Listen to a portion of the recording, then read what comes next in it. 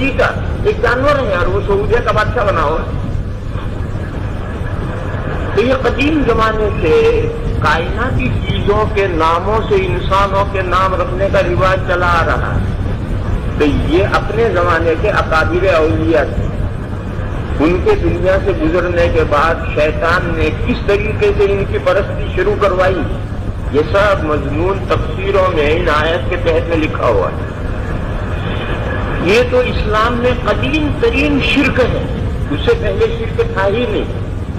معلوم ہوا کہ جب انسان گمراہی میں پھنستا ہے تو حقیقی خدا کو چھوڑ کر مظاہر پرستی کا شکار ہوتا ہے. اور مظاہر پرستی میں سانپ کو بھی پوجتے ہیں، شیر کو بھی پوجتے ہیں، سورج کو بھی پوجتے ہیں. لیکن جو اصل شرک شروع ہوا ہے، مظاہر پرستی شروع ہوئی ہے، وہ اولیاء پرستی سے شروع ہوئی. پھر اولیاء کے علاوہ دیگر نافع اور ذات چیزوں کو بھی لوگ پوجنے لگے. لیکن اصل جو گمراہی شروع ہوئی ہے وہ اولیاء پرستی سے ہوئی ہے، مردہ پرستی سے. مردہ پرستی یہ اولیاء سے میں نے ذرا اور آگے بڑھا ہے. مردہ پرستی اس کا وجہ ہونا بھی ضروری نہیں، بس قبر چاہیے پوجا شروع ہو جائے.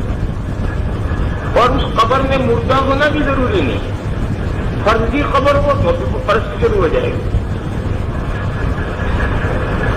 تو چونکہ یہ ایک انسانوں کی عام گمراہی رہی ہے، تو جب اسلام کا دور شروع ہوا اور لوگ نئے نئے شرک سے نکل کر کے اسلام میں داخل ہوئے، تو اسلام میں تو اس کی کوئی گنجائش نہیں.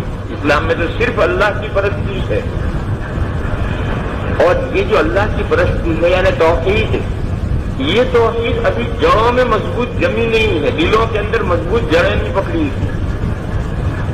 اس لیے قبرستان جانے سے قطعاً منع کر دیا گیا. یہ اس اندیشے سے کہ ممکن ہے لوگ مظاہر پرستی کے نتیجے میں قبر پرستی شروع کرتے ہیں، اس سے پہلے کہ توحید دلوں کے اندر جڑ پکڑے، اس سے پہلے یہ گمراہی شروع ہو جائے، اس اندیشے سے قبرستان جانے کی ممانعت کرتے. پھر جب لوگ اسلام میں پکے ہو گئے، عقائد اسلامیہ لوگوں کے دلوں میں پختہ ہو گئے، جڑیں پکڑ گئے، تو ایک دوسری مصلحت کو پیش نظر رکھ کر کے قبرستان جانے کی اجازت دی گئی. نئے کی اجازت دی گئی بلکہ ترغیب دی گئی. وہ دوسری مصلحت کیا ہے؟ قبرستان جانے میں ڈبل ٹرافک ہے. مردوں کو تو ثواب پہنچتا ہے اور زندوں کو موت یاد آتی ہے اور دنیا سے دل اکھڑتا ہے، دنیا کی بے رغبتی دل میں پیدا ہوتی ہے. یہ ڈبل ٹرافک ہے، دو طرفہ فائدہ ہے. بھائی کوئی قبرستان جائے گا ہی نہیں تو بیچارے مردوں کو کیا پہنچے گا، اور کوئی قبرستان ہی نہیں جائے گا تو اپنی موت کہاں سے یاد آئے گی.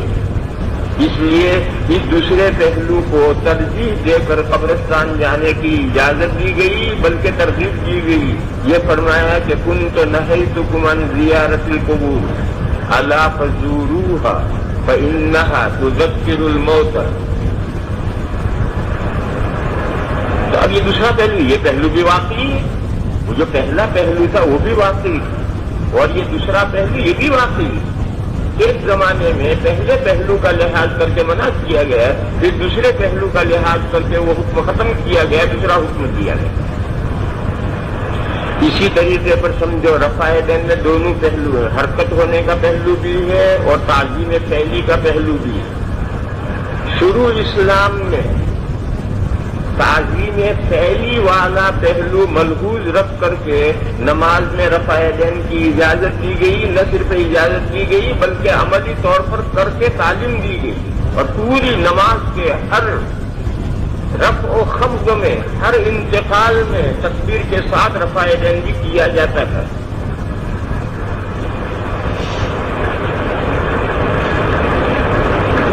تاکہ جو لوگ نئے نئے نماز میں لگے ہیں، آج جو ہمارا حال ہے اس میں غور کرو. آج ہمارا حال یہ ہے کہ ہم جب تکبیر تحریمہ کہتے ہیں تو ذہن مستحضر ہوتا ہے، کسی کا ذہن غافل نہیں ہوتا ہے. نیت کرتے ہیں، ہاتھ زیادہ ہوا اکبر کہتے ہیں، تھوڑی دیر کے بعد ذہن غائب. یہ انسانی فطرت.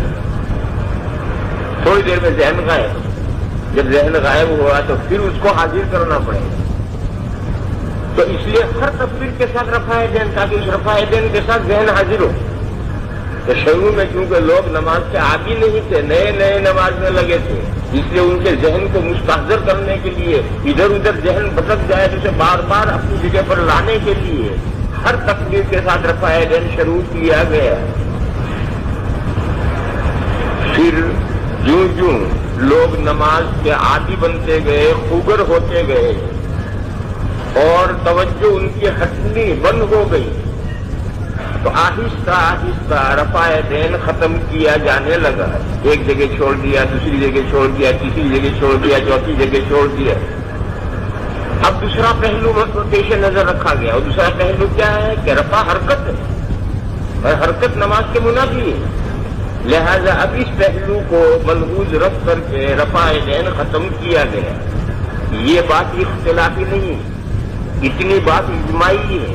تمام ائمہ مانتے ہیں کہ شروع میں نماز کے ہر رکن کے ساتھ رفع دین تھا، پھر اس میں نسخ ہوا، یہ بھی سب مانتے ہیں. اور نسخ آخر تک گیا یا بیچ میں رک گیا، اس میں اختلاف ہوا، لیکن رفع دین میں نسخ ہوا، اس بات کو سبھی مانتے ہیں. تو معلوم ہوا کہ رفع دین کا حکم مقدم تھا، مؤخر حکم ترک رفع ہے. اور مقدم حکم جو رفع تھا اس وقت میں رفع دین میں یہ تعظیم فعلی کا پہلو ہے، اس پہلو کو ملحوظ رکھ کر کے رفع دین کیا جاتا تھا. پھر بعد میں جب لوگ نمازوں کے اندر اپنی توجہات روکنے کے مشاق ہو گئے اور ان کے اذہان ادھر ادھر نہیں بھٹکے، تو پھر آہستہ آہستہ رفع دین ختم کیا گیا. اب دوسرا پہلو ملحوظ رکھا اور دوسرا پہلو ملحوظ رکھ رفع دین ختم کیا. یہاں کسی طالب علم کے ذہن میں سوال پیدا ہو سکتا ہے کہ آج بھی تو ہمارے ذہن بھٹکتے ہیں، لہذا ان کو حاضر کرنے کے لیے رفع دین ہونا چاہیے. اس کا جواب یہ ہے کہ آج بھی تو لوگ قبرستان میں جا کر خرافات کرتے ہیں، لہذا منع کرو کہ آپ کوئی قبرستان میں جائے، سب جاہل ہو گئے ہیں، ان کو قبرستان نہیں جانا چاہیے. نہیں، ایسا نہیں ہوگا. وہ جو اب حکم ختم ہو گیا، اب تو ہر ایک قبرستان جائے گا، وہ جو گمراہ ہوگا وہ جائے گا. تو کیونکہ اب بہت سی بڑی تعداد مسلمانوں کی جاہلوں کی ہے، قبرستان میں جا کر طرح طرح کے خرافات کرتے ہیں، لہذا ہم پہلا حکم لے آئے، ہمارے بس کا نہیں. یہ حکم ہمارے بس کا نہیں. اگر شریعت نے اس حکم کو معلل بالعلت کیا ہوتا کہ جب جب یہ علت پائی جائے حکم رہے، یہ علت مرتفع ہو جائے، حکم مرتفع ہو جائے، تو ہم ایسا کر سکتے تھے. لیکن جب پہلے حکم کو ختم کر کے دوسرا حکم دے دیا گیا تو ہم پہلے حکم کو لوٹا کر نہیں لا سکتے. اسی طرح سے جب پہلی مصلحت ختم ہوئی اور مسلمانوں کے عمومی احوال یہ پیدا ہو گئے کہ اب لوگوں کو ذہن بھٹکتے نہیں ہے، نماز ہی میں مستحضر رہتے ہیں، اور اتنے مستحضر رہنے لگے کہ تیر پر تیر لگ رہے ہیں، انہیں کوئی پرواہ نہیں، وہ اپنا نماز پڑھ رہے ہیں. کس درجے کی توجہ ہے؟ توجہ ان کی اتنی سمٹ گئی ہے کہ تیر پر تیر کھا رہے ہیں، انہیں کوئی کچھ نہیں پڑی، اپنا کام کر رہے ہیں. تو جب یہ صورتحال ہو گئی تو اب رفع دین کا جو دوسرا پہلو حرکت کا تھا اسے پیش نظر رکھ کر کے اب دوسرے پہلو کو ترجیح دی گئی اور رفع ختم کیا جانے لگا. اب وہ ختم ہوتا ہوتا کہاں تک پہنچا، اس میں اختلاف ہو گیا. بس اگر کوئی یہ کہے کہ آج بھی بہت سے مسلمان ایسے ہیں جن کی توجہ نماز میں رکتی نہیں ہے، ذہن ادھر ادھر بھٹکتا ہے، لہذا ان کو کہا جائے کہ ہر تکبیر کے ساتھ رفع دین کرو تاکہ تمہاری ذہن بار بار جو بھٹک جاتا ہے وہ مڑ کر آ جائے. تو ایسا کرنے کا ہمیں حق نہیں پہنچتا. جیسا زیارت قبور کے مسئلے میں ایسا کرنے کا حق نہیں پہنچتا، یہاں بھی ایسا کرنے کا ہمیں حق نہیں پہنچتا. نہ وہ دو امام جو کہتے ہیں کہ بالکل رفع ختم ہونے بھی حق نہیں پہنچتا، اور وہ دو امام جو 2 یا 3 جگہ رفع دین مانتے ہیں انہیں بھی حق نہیں پہنچتا کہ چوتھی جگہ اور پڑھا لیں، 5ویں جگہ اور پڑھا لیں، یہ حق نہیں پہنچتا.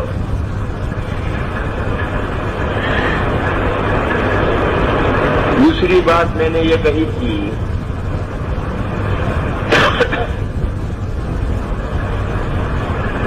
کہ روایات میں ترجیح دینے کے 2 اصول ہیں، ایک محدثین کا اصول ہے اور ایک فقہا کا اصول ہے. محدثین روایات کو سند کے اعتبار سے تولتے ہیں کہ اقوام فی الباب کون سی ہے.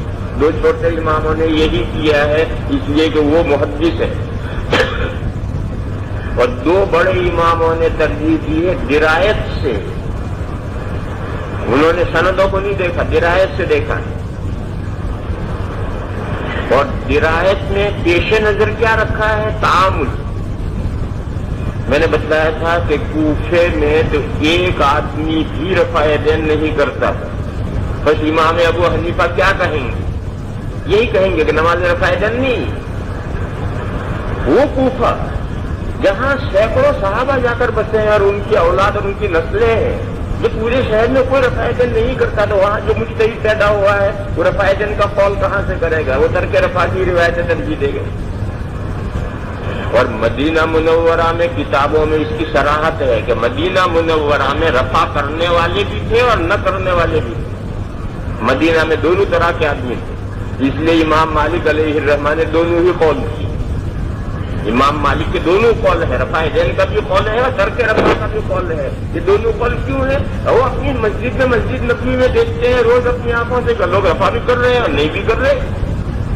تب ایسی صورت میں مجتہد چیتی کنم میں پڑ جائے گا کہ کیا کہوں، یہ روایتیں لوں انہیں ترجیح دوں یا یہ روایتیں لوں انہیں ترجیح دوں. اس لیے امام مالک علیہ الرحمہ سے دونوں قول ہیں. اب بعد کے لوگوں نے جو بعد میں مالکیہ ہے، ان مالکیہ نے تلائی کی روشنی میں ایک قول کو فتوے کے لیے اور عمل کے لیے متعین کیا ہے. یہ ان کا عمل ہے، یہ مالکیہ کا عمل ہے. باقی امام مالک نے دونوں قول کیے ہیں، رفع کا بھی کیا، ترک رفع کا بھی کیا ہے، کہ مدینہ میں دونوں طرح عمل تھا.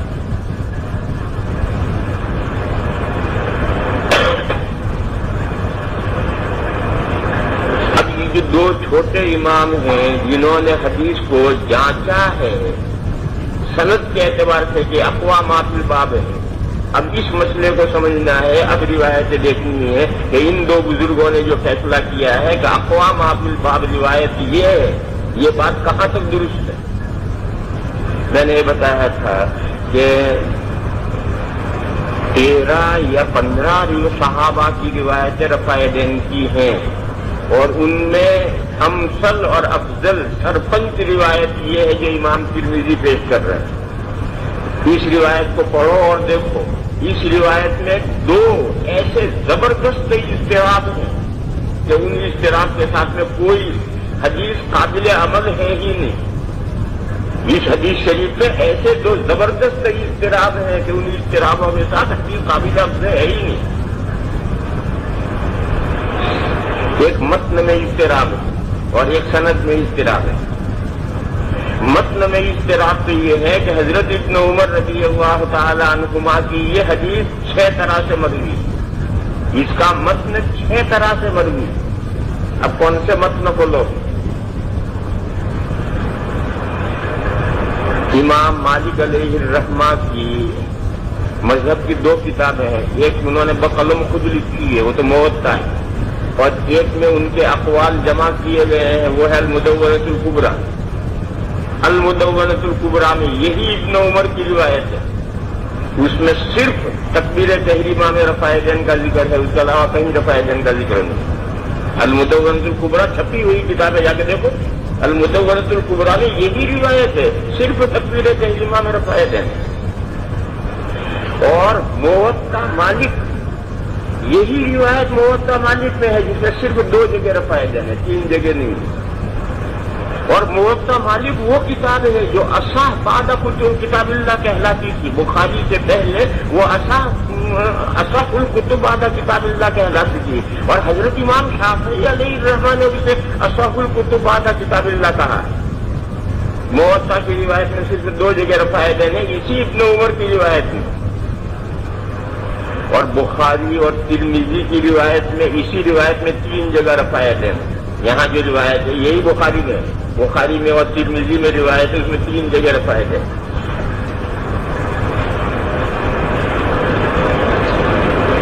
دوسری جگہ پر نسائی میں یہ روایت ہے، اس میں 4 جگہ رفع یدین. ہند ثالثہ کا اس میں اضافہ ہے.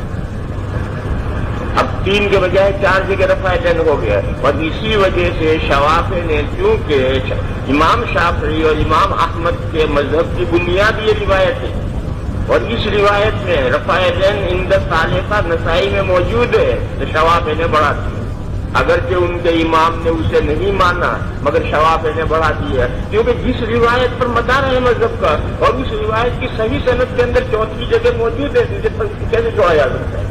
تو شوافی نے جو عند ثالثہ بڑھایا ہے وہ اس لیے بڑھایا ہے کہ اسی روایت میں صحیح سند سے یہ جز موجود ہے۔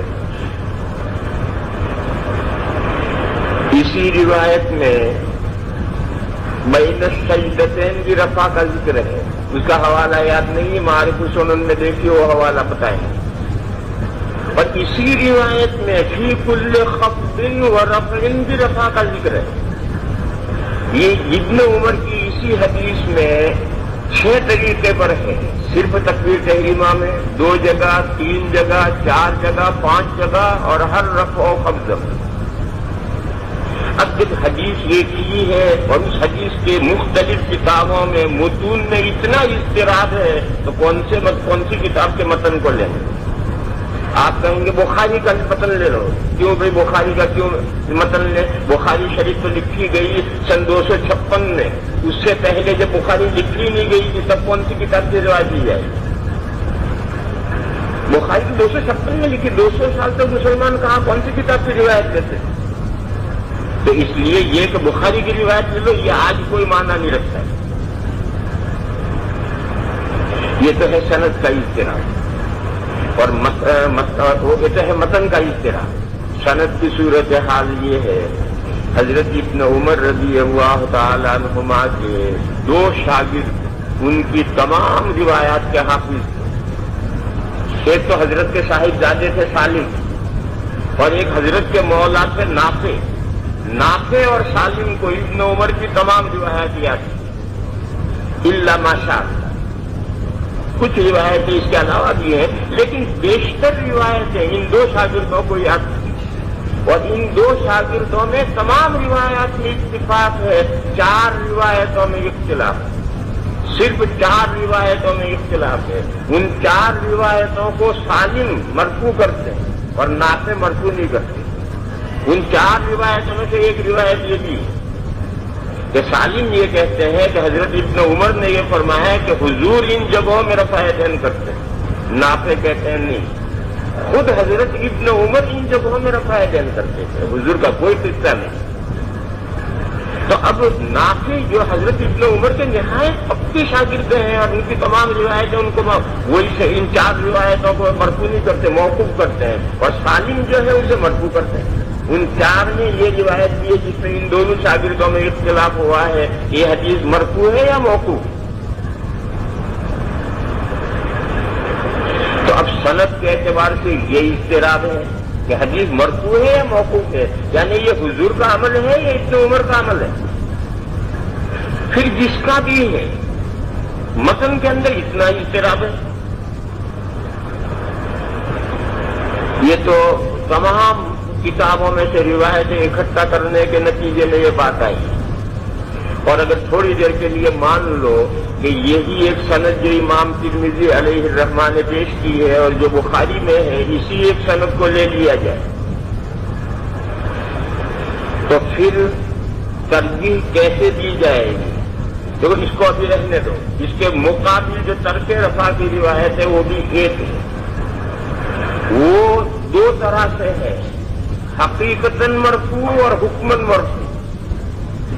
جو روایت حقیقتاً مرفوع ہے وہ سند کے اعتبار سے اعلیٰ درجے کی نہیں، اور جو روایت حکماً مرفوع ہے وہ اعلیٰ درجے کی۔ حضرت امام ترمذی علیہ الرحمہ نے اس کو صرف حدیث حسن کہا ہے، صرف حدیث حسن نہیں ہے، وہ حسن صحیح ہے۔ وہ کیا ہے؟ حضرت ابن مسعود رضی اللہ تعالی عنہ یہ فرماتے ہیں کہ حضور نے ہمارے ساتھ نماز پڑھی، یعنی حضور امام بنے اور یہ صحابہ شاگرد مقتدی بنے، اور حضور نے صرف تکبیر تحریمہ میں رفع دین کیا، پھر آگے پوری نماز میں کہیں رفع دین نہیں کیا۔ یہ حدیث مرفوع صریح ہے، یہ سند کے اعتبار سے صحیح نہیں، حسن بھی نہیں ہے، یہ مرفوع صریح ہے، یہ حدیث سند کے اعتبار سے نہ صحیح ہے نہ حسن ہے۔ اور ایک ہے مرفوع حکمی، وہ یہ ہے کہ حضرت ابن مسعود نے اپنے شاگردوں سے یہ کہا کہ الا اصلی بکم صلاۃ رسول اللہ صلی اللہ علیہ وسلم، کیا میں آپ حضرات کو حضور جیسی نماز پڑھ کے نہ دکھاؤں؟ چنانچہ حضرت پڑھے ہوئے، شاگرد مقتدی بنے اور پوری نماز پڑھ کر کے حضرت نے دکھائی۔ حضرت ابن مسعود نے جو نماز پڑھی اس میں صرف تکبیر تحریمہ میں فائدین کیا، پھر کہیں نہیں۔ یہ روایت مرفوع حکمی ہے، اور یہ سند کے اعتبار سے حسن نہیں، حسن صحیح ہے، جس میں کوئی عیب اور کوئی کمی کوئی نہیں نکال سکتا۔ اور مرفوع حکمی اور مرفوع حقیقی کا درجہ ایک ہے کہ مرفوع حکمی سے اس حدیث کا کوئی درجہ گھٹ جائے، درجہ نہیں گھٹتا، دونوں کا درجہ ایک رہتا ہے۔ دلیل پیچھے وضو کی روایت گزری ہے، ایک موقع پر حضرت علی نے کہا، ایک موقع پر حضرت عثمان نے کہا لوگوں سے، الا اریکم وضوء رسول اللہ صلی اللہ علیہ وسلم، کیا میں آپ حضرات کو حضور کی وضو کر کے نہ دکھاؤں؟ اور پھر پانی منگوایا اور ساری وضو کر کے لوگوں کو دکھائی۔ وہ روایتیں گزری ہیں۔ اب یہ روایت مرفوع حکمن ہے، کیونکہ یہ ان بزرگوں نے، حضرت علی نے اور حضرت عثمان نے جو لوگوں کے سامنے وضو کی ہے، تو یہ تمہید قائم کر کے وضو کی ہے کہ میں حضور جیسی وضو کر کے دکھا رہا ہوں تمہیں، لہٰذا یہ حدیث مرفوع حکمی ہوگی۔ اور مرفوع حکمی اور مرفوع حقیقی کا مقام و مرتبہ ایک ہے، حکمن مرفوع ہونے سے اس کا کوئی درجہ گھٹتا نہیں۔ چنانچہ وضو کی جو یہ روایت ہے الا اریکم والی، ان کا کوئی درجہ اور مقام گھٹا ہوا نہیں ہے، وہ بھی اسی درجے کی ہے جس درجے کی مرفوع حقیقی ہوتی ہے۔ اسی طریقے پر یہاں حضرت ابن مسعود رضی اللہ تعالیٰ عنہ کی جو روایت مرفوع حکمی ہے، تو حکمی ہونے سے کوئی فرق نہیں پڑتا، حکمی اور حقیقی ایک ہی درجے میں ہوتے۔ اس کی سند کیا ہے؟ اس کی سند یہ ہے کہ حضرت ابن مسعود رضی اللہ تعالی عنہ سے روایت کرتے ہیں علقمہ سے روایت کرتے ہیں عبد الرحمن بن الاسود، کتاب میں روایت آئے، اور وہ جو اوپر والی ابن عمر کی روایت تھی اسے حضرت ابن عمر سے روایت کرتے ہیں سالم، اور سالم سے روایت کرتے ہیں زہری۔ اب سنو، ایک واقعہ پیش آیا تھا، امام ابو حنیفہ علیہ الرحمہ اور امام اوزاعی علیہ الرحمہ کی مکہ مکرمہ میں فلاں محلے میں فلاں بازار میں ان دونوں حضرات کی ملاقات ہو گئی اتفاقا۔ تو امام اوزاعی رحمت اللہ علیہ نے امام ابو حنیفہ کو ٹوکا اور یہ کہا کہ بھئی آپ لوگ عراق والے نماز رفع دین کیوں نہیں کرتے؟ قد حدثني الزهري عن سالم ان ابن عمر قال، یہ امام زہری کے شاگرد ہیں، اوزاعی جو امام زہری کے شاگرد ہیں، انہوں نے کہا کہ مجھ سے زہری نے یہ حدیث بیان کیا ہم سالم عن ابن عمر، جب یہ حدیث شریف موجود ہے تو آپ لوگ رفع دین کیوں نہیں کرتے؟ تو امام ابو حنیفہ علیہ الرحمہ نے فرمایا کہ حدثني حماد عن ابراہیم عن علقمہ ان ابن مسعود، یہ سند پیش کی اپنی سند، امام ابو حنیفہ حدثنی حماد امام کے استاد ہیں، ان کے استاد ابراہیم نخعی، ان کے استاد یہی اسود اور یہی علقمہ۔ تو امام اوزاعی رحمت اللہ علیہ نے کہا عجیب بات ہے، میں سند پیش کر رہا ہوں زہری سالم ابن عمر، اور آپ اس کے مقابلے میں سند پیش کر رہے ہیں حماد ابراہیم اسود ابن علقمہ ابن عمر۔ یعنی امام اوزاعی رحمت اللہ علیہ نے اپنی سند کو ترجیح دی اس اعتبار سے کہ میری سند کے تمام راوی بڑے بڑے محدثین ہیں، میں تو بڑا محدث ہوئی، اور میرے استاد زہری بھی بہت بڑے محدث ہیں، سالم بھی بہت بڑے محدث ہیں، امام ابو حنیفہ علیہ الرحمہ نے فرمایا کہ دیکھو میرے جو استاد حماد تھے وہ امام زہری سے افقہ تھے، فقاہت میں حماد بڑے ہوئے ہیں امام زہری سے، اور ان کے جو استاد ابراہیم نخعی ہیں وہ سالم سے فقاہت میں بڑے ہوئے ہیں، اور ان کے استاد جو علقمہ ہیں حضرت ابن عمر رضی اللہ تعالیٰ عنہما کو اللہ تعالیٰ نے صحابیت کا شرف عطا فرمایا ہے، اس لیے میں کہ بولتا نہیں ہوں، ورنہ ابن عمر سے علقمہ فقاہت میں بڑے ہوئے ہیں، مگر چونکہ اللہ تعالیٰ نے ان کو شرف صحابیت عطا فرمایا ہے اس لیے بہرحال ابن عمر کا مقام بلند۔ یہ قصہ پیش آیا تھا، اس کے بعد اوزاعی خاموش ہو گئے، دونوں ایک دوسرے سے الگ ہو گئے، بات ختم ہو گئی۔ مجھے تو اس قصے میں کیا سنانا ہے؟ مجھے تو اس قصے میں یہ سنانا ہے کہ ترجیح کی بنیاد مختلف ہے۔ سند کو ترجیح دی جائے تو بڑا محدث ہے، حافظ ہے، فقہ ہے، روایتیں بڑی مضبوط یاد ہیں، اس بنیاد پر ترجیح دی جائے، یا راوی فقیہ ہے اور فقاہت میں اس کا مقام بہت بلند ہے، اس بنیاد پر ترجیح دی جائے۔ یہ دو نقطۂ نظر الگ الگ ہیں، یہ دو الگ الگ نقطۂ نظر ہیں، اور دونوں نقطۂ نظر اصول حدیث کی کتابوں میں دیے گئے، اور اصول حدیث کی کتابوں میں کیونکہ فن حدیث غالب ہے اس لیے وہ عام طور پر ایسا بیان کریں گے کہ گویا حفظ و اتقان میں جو راوی بڑا ہوا ہے اس کو وہ ترجیح دیتے ہیں، باقی دوسرا قول وہاں بھی موجود ہے کہ صرف حفظ و اتقان نہیں دیکھا جائے گا، اس کے ساتھ فقاہت اور مسائل کی واقفیت اس کو بھی دیکھا جائے۔ تو اس لیے روایتیں یہ بھی صحیح ہے اور یہ بھی صحیح ہے، اشکال اس میں بھی ہے اور اس میں بھی ہے، اور اشکال کے جواب دینے والوں نے اس کے بھی جواب دیے، اس کے بھی جواب دیے۔ اب اختلاف اس میں رہتا ہے کہ سند کو ترجیح دی جائے اس نقطۂ نظر سے یا اس نقطۂ نظر سے، یہ اختلاف ہو گیا۔ تیسری بات میں نے یہ بیان کی تھی